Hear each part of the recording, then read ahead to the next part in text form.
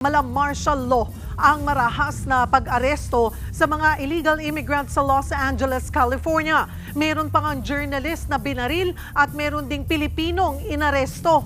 Narito ang Frontline Report.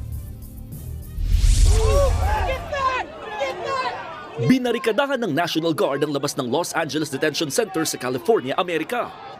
Ang sino mang lumapit, kung hindi rubber bullet, pepper spray ang sasalubong. Isa sa mga rallyista ang tinulak ng pulis hanggang masubsob sa kalsada.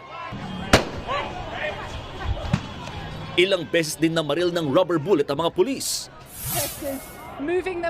Pati ang isang Australian journalist na nagla-live report, abay pinuntirya. Meron ding nakipagbalyahan at inarestong ilang rallyista.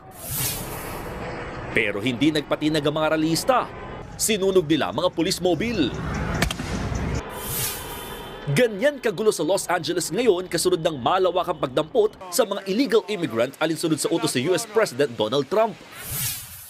Nagsimula yan noong Biyernes sa raid ng Immigration and Customs Enforcement o ICE sa Southern California.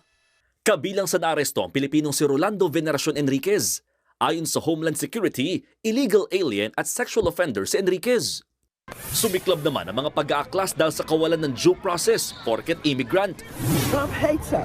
He hates sanctuary cities. And this is how he's going to get to have martial law. Ngayong hindi makontrol ang mga rally, pati National Guards ipinadala ni Trump sa LA. Dineploy rin ang Los Angeles Police na nakasakay pa sa kabayo. Si dating US Vice President Kamala Harris na taga Los Angeles kinundi na ang marahas na pag-aresto. Git niya, naghahasik ng takot ang Trump administration pero para kay Trump, ang sino mang humaras sa mga pulis. I have a little statement, they say, they spit, we hit. Nagbabalita mula sa Frontline, Mon Gualvez, News 5. Mga kapatid, Cheryl Cosim po, huwag maging huli at maging una sa lahat sa balitaan.